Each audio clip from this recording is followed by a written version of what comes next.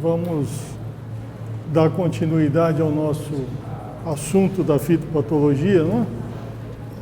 Então, até a aula anterior à prova, nós vimos aspectos da relação ou das relações planta-patógeno envolvendo os diferentes agentes causais de doenças de planta, principalmente fungos, procariotos, vírus, viroides e nematóides. Na aula de hoje nós vamos encerrar essa parte com doenças abióticas e injúrias. É uma aula relativamente light, porque ela é muito mais baseada em imagens com poucos conceitos. Então eu vou mostrar para vocês principais doenças, principais agentes ou fatores que podem causar doenças abióticas e, no final, algumas estratégias para diagnose desse tipo de problema, que nem sempre é uma tarefa fácil, né? E a partir da aula que vem, vocês vão ver a parte de medidas de controle de doenças de planta, como os patógenos atacam as plantas e as plantas se defendem, e alguns conceitos sobre epidemiologia de doenças de planta. Para a gente enquadrar as nossas doenças abióticas também dentro da definição que nós estamos usando para doenças de plantas em geral. Então, nós vimos na primeira aula que a doença é um mau funcionamento de células e tecidos da planta, né? Resultante de uma irritação continuada. Essa é a palavra-chave para a gente definir doença. É uma irritação continuada provocada por agentes patogênicos, que nós vimos nas aulas anteriores, né? Fungos, bactérias, vírus, nematóides, ou fatores ambientais, que é o que nós vamos ver na aula de hoje, né?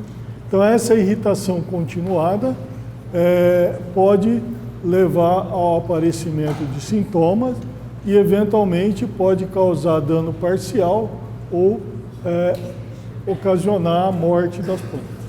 Então, o importante é nós termos em mente que a doença é sempre associada a uma irritação continuada, diferente da injúria, que é uma irritação momentânea, é algo passageiro.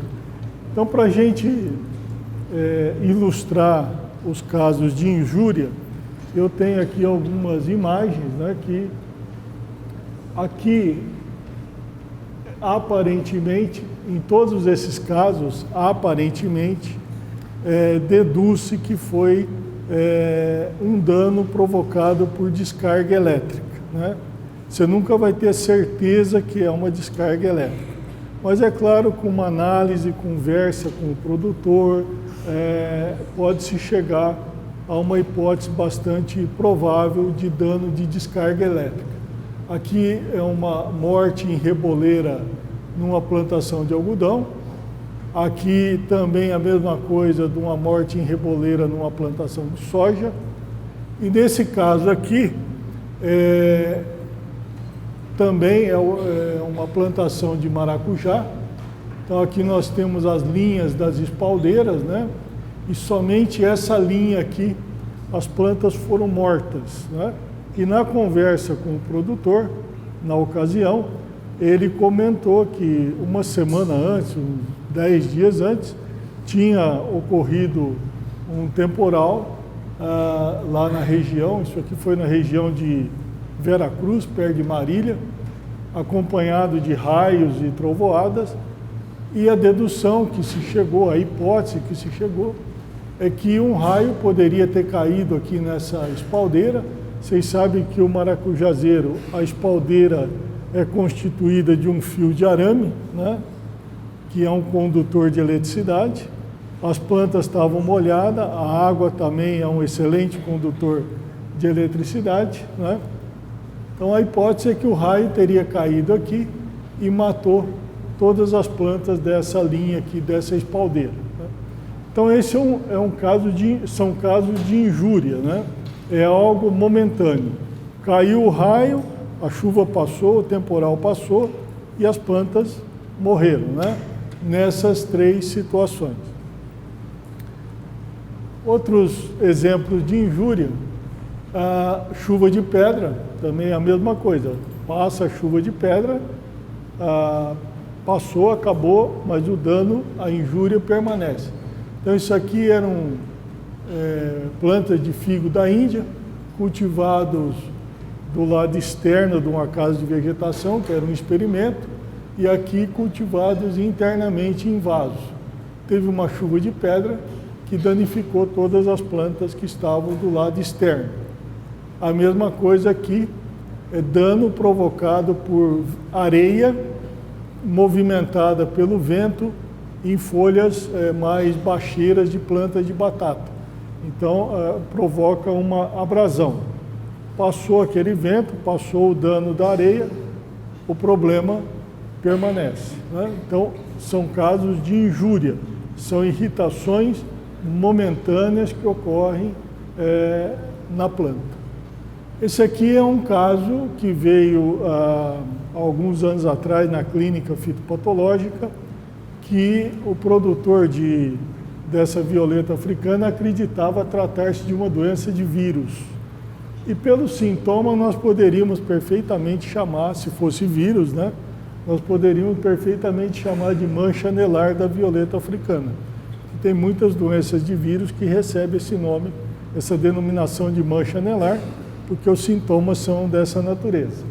Mas esse caso aqui já está descrito na literatura, comprovado experimentalmente, que trata-se de um choque térmico. A água de irrigação, se ela for jogada sobre a folha da violeta, dependendo da temperatura da água e a temperatura do microclima próximo da folha, quando a água seca, ocorre a queima da borda das gotas, né, e provoca esses anéis amarelos na folha da violeta. Então, tudo isso é injúria, é irritação momentânea, né? Tanto aqueles casos de descarga elétrica, como esses casos que eu acabei de mencionar. Existem muitos outros que a gente pode classificar também como injúrias. Então, isso eu estou falando porque esse tipo de problema aparece para fins de diagnóstico. Vocês podem um dia enfrentar isso na vida profissional e nós enfrentamos aqui frequentemente. Aparece na clínica fitopatológica consultas que eventualmente tratam-se de injúrias, né? Só para vocês terem uma ideia, esse dado aqui não está muito atualizado. Nós estamos fazendo a atualização dos números da clínica fitopatológica, mas os números permanecem mais ou menos os mesmos. Então, só para vocês terem uma ideia, no período de 2007 a 2011, o número de amostras que foi recebida aqui na nossa clínica fitopatológica para diagnose, e aqui nós temos, olha, doenças abióticas, as barras em azul, e doenças bióticas, as barras em vermelho. Então, vocês vejam que o número de doenças, de casos, né, de supostas doenças abióticas que chegam para análise é relativamente grande, né? 200, 115 e assim por diante. E se nós olharmos aqui nessa outra figura, né, agora separando entre agentes causais bióticos e abióticos, nós vamos ver aqui que a maior parte das doenças bióticas que chegou para diagnose na clínica envolvia fungos, e isso prevalece até hoje. Nós já temos dados compilados, só falta fazer uma montagem final, os fungos são prevalentes. Depois dos fungos, nós temos as doenças abióticas, né? Então, representam uma parcela grande aqui, né, de todo o material recebido, aproximadamente 10%. Depois nós temos nematóides, material que chega inadequado, deteriorado, material sadio, né, que o produtor traz achando que tem alguma coisa e no final não se identifica nada, bactérias, algumas com pragas que são encaminhadas para a entomologia, né? Então, aproveitando, se algum dia vocês forem mandar material para a clínica fitopatológica, quando vocês estiverem trabalhando, que a gente recebe muito material que é encaminhado por ex-alunos, né, que se formam, vão trabalhar em diferentes partes do Brasil e eventualmente se veem diante de um problema e pedem ajuda aqui à clínica fitopatológica. Então, se algum dia forem fazer isso, entrem no site da clínica e vejam lá os procedimentos para encaminhar amostras para análise no laboratório. Vocês vão ter uma aula com a responsável pela clínica fitopatológica, provavelmente ela vai falar isso, mas é sempre importante preparar o material adequadamente para que não chegue aqui ou deteriorado ou inadequado para fins de análise. Então tem lá toda a orientação de como proceder. Bom, quais são os principais agentes que podem causar doenças abióticas em plantas? Então nós temos fatores ambientais, né? Temperatura, umidade, luz, nutrientes e alguns agentes químicos, por exemplo, poluição atmosférica, danos de herbicidas, de inseticidas, fungicidas, fertilizantes, né? Dependendo da maneira como é utilizado, né? Então o que eu vou daqui para frente mostrar para vocês algumas imagens de sintomas para vocês ficarem mais ou menos familiarizados com alguns desses sintomas e com algumas das características de doenças abióticas. E ao final, como eu já falei, nós vamos fazer um apanhado das principais características que nós podemos utilizar para fins de diagnóstico. Geralmente, essas doenças abióticas, elas são causadas pela falta ou o excesso de algum composto, algum fator que é essencial para o desenvolvimento das plantas. E nós sabemos que as plantas precisam de uma temperatura adequada, precisam de umidade adequada, os nutrientes devem estar também bem balanceados, enfim, tudo tem que estar bem equilibrado para que a planta possa se desenvolver normalmente. Essas doenças abióticas, diferente daquelas parasitárias causadas por agentes parasitários, elas não são transmitidas para a planta sadia. Essa é uma característica importante que serve para fins de diagnose. Aparece um problema, tenta-se fazer, não encontra-se sinais de patógeno, de agente parasitário, tenta-se fazer a transmissão, não consegue a transmissão, é um forte indicativo de que trata-se de uma doença abiótica. Pode afetar as plantas em qualquer estágio de desenvolvimento, mas isso também é válido para muitas doenças bióticas. E os sintomas são variáveis, mas em alguns casos, isso é uma característica importante, que eu vou mostrar exemplos para vocês, em alguns casos os sintomas são simétricos. Doenças bióticas jamais mostram sintomas simétricos. O mesmo tipo de sintoma, ou bem parecido em todas as folhas ou em todos os frutos. Essa simetria, se algum dia vocês encontrarem a simetria, também é um forte indicativo de tratar-se de doença abiótica. Bom, então essas são algumas características. Vamos aqui ver alguns exemplos, começando com temperatura. Temperatura baixa, né? Então a temperatura baixa, se for muito baixa, obviamente, numa geada, vai provocar o congelamento de todas as células, vai levar a morte da planta, né? Mas nem sempre a temperatura é baixa o suficiente para provocar a morte da planta. Ela pode, eventualmente, promover a formação de pequenos cristais de gelo que acabam provocando manchas, por exemplo, esse dourado aqui em folha de mamoeiro, a mesma coisa de uma coloração dourada em folha de mandioca, e esse sintoma algum produtor poderia perfeitamente confundir com um sintoma de mosaico dourado causado por vírus transmitido por mosca branca. Eventualmente, ele pode chegar a essa conclusão. Aqui nós temos um outro caso em orquídea, uma flor de orquídea que teoricamente deveria ser vermelha e ela apresenta essas manchas esbranquiçadas ou brancas, né? Também resultantes da formação de cristais de gelo. É interessante chamar a atenção aqui de vocês que a maioria das bactérias, elas num determinado momento na planta, elas podem viver de maneira epifítica, né? Ou seja, elas estão no tecido foliar, ou numa gema, ou num fruto, mas elas não têm condições ainda favoráveis para causar infecção e desenvolver o processo de doença.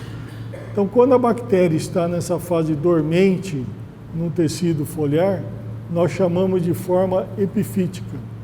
E existem milhares de trabalhos da literatura que mostram que essas bactérias, esses pequenos aglomerados de bactérias no tecido foliar, têm a capacidade de catalisar a formação de cristais de gelo.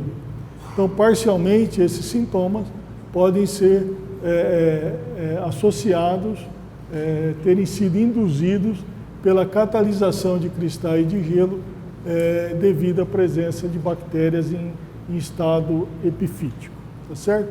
Mas, enfim, esses são alguns sintomas de frio, de temperatura baixa, é uma irritação continuada, né, durante alguns dias, a planta fica sujeita a essas temperaturas e, com o passar do tempo, ela exibe esse tipo de sintoma. Aqui é o oposto, é o efeito de radiação solar, efeito de alta temperatura durante um período de tempo, portanto, irritação continuada. E vem a característica que eu chamei a atenção de vocês, que é muito importante na diagnose de doenças abióticas, é a simetria. Então, vocês vejam que esse ombro amarelo do tomate, ele ocorre na região da inserção do pedúnculo do fruto.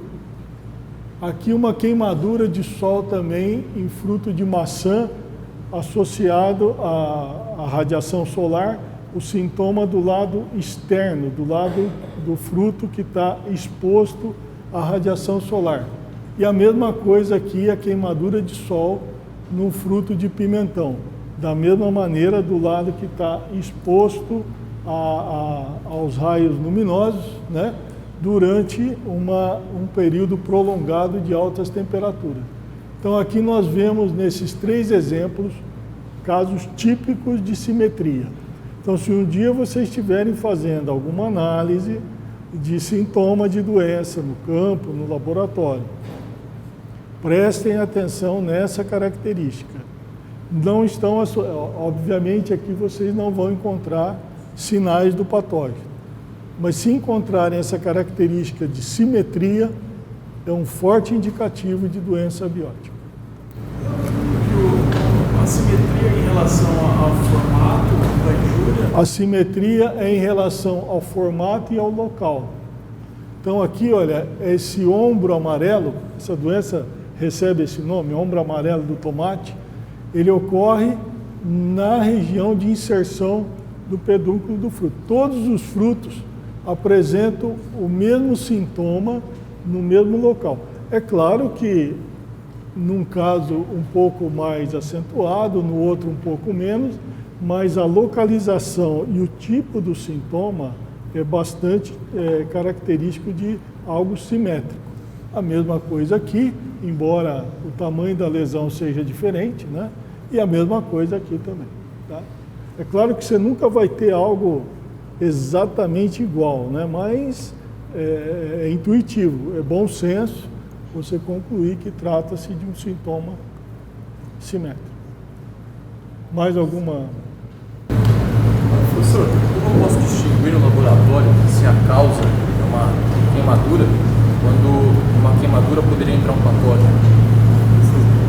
Como é que você pode distinguir? Bom, isso pode acontecer, porque esse tecido debilitado, né, ele fica mais suscetível a uma bactéria, algum fungo saprófito. Então pode chegar no laboratório o material que já está com esse dano e tem um fungo crescendo em cima. Acaba sendo um pouco mais difícil, você vai ter que fazer um julgamento com bom senso ali. Não tem uma resposta precisa para essa sua pergunta, porque isso pode acontecer. Mas normalmente, quando você vê isso aqui, que você está no campo ou chega no laboratório, muitas das vezes não vem com patógeno saprófita acompanhando. Já vem relativamente limpo, com o dano da radiação solar bem característico. Mas pode acontecer. Mais alguma coisa?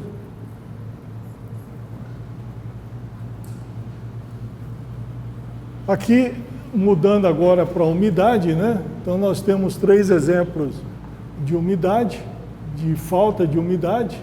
Aqui novamente uma simetria, olha, deficiência hídrica em cafeeiro. A folha fica com a borda ou as bordas avermelhadas, formando um V, né? Aqui é bem característico, aqui é bem característico, aqui um pouco menos, mas também dando um aspecto simétrico no sintoma.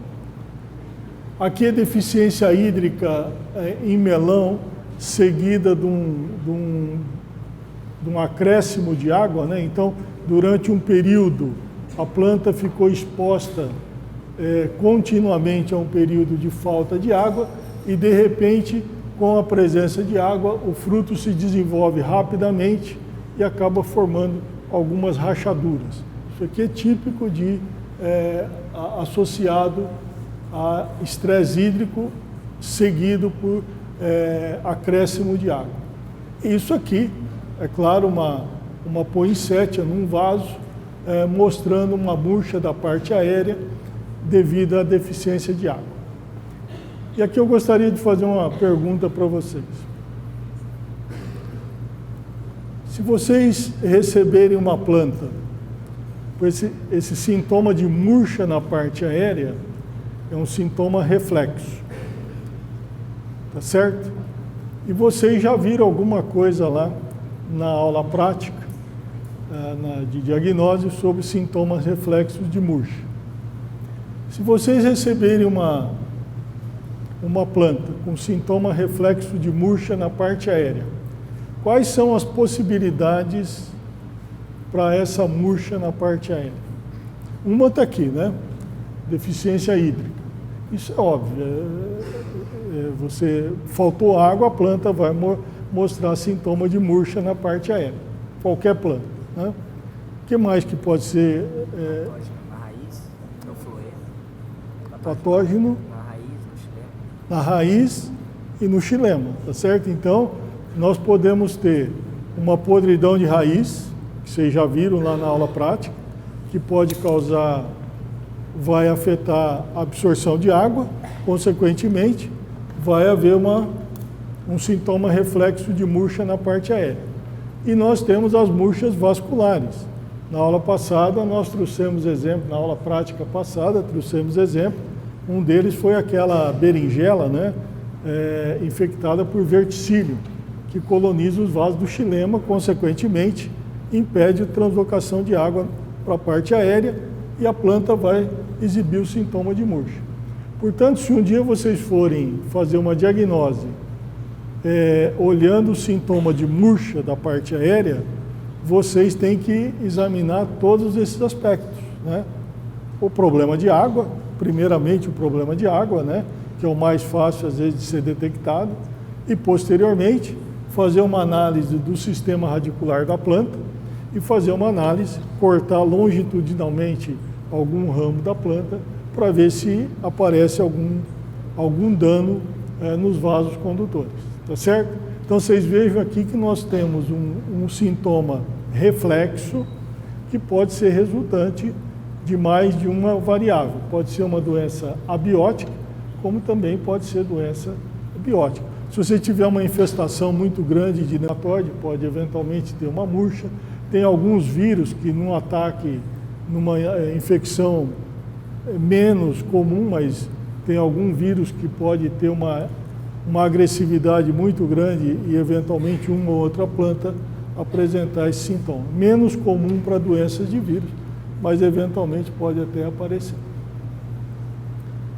Aqui é o lado oposto, né? Então, da mesma maneira que a falta de água pode provocar uma doença através de um processo de irritação continuada, o excesso de água também pode provocar doença através de uma asfixia do sistema radicular. O sistema radicular não respira, né? Consequentemente, a planta vai acabar tendo dificuldade até para absorver água, para se desenvolver normalmente, e vai exibir um sintoma da murcha, de murcha da parte aérea e um colapso do caule. Isso aqui, as duas imagens são de tomateiro, um exemplo já demonstrado experimentalmente de excesso de água causando esse tipo de sintoma. Então vocês vejam que o sintoma reflexo da parte aérea, nós temos, como nós já vimos anteriormente, a falta de água, o excesso de água e agentes parasitários que podem ou afetar o sistema radicular ou afetar os vasos do xilema e, consequentemente, induzir sintomas de murcha na parte aérea. Então, vocês vejam que na hora de fazer a diagnose, tem que fazer uma análise crítica, usar o bom senso para poder falar para o agricultor, ao final, o que realmente está ocorrendo com aquela planta que ele trouxe para diagnóstico. A murcha da parte aérea, ela costuma ser um sintoma sempre secundário? Como? A murcha da parte aérea costuma ser sempre reflexo? A murcha da parte aérea é sempre um sintoma reflexo.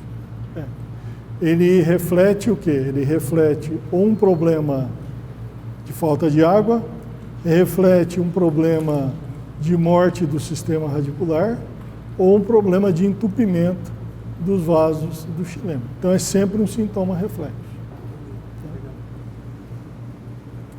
Esse sintoma aqui é menos comum, né?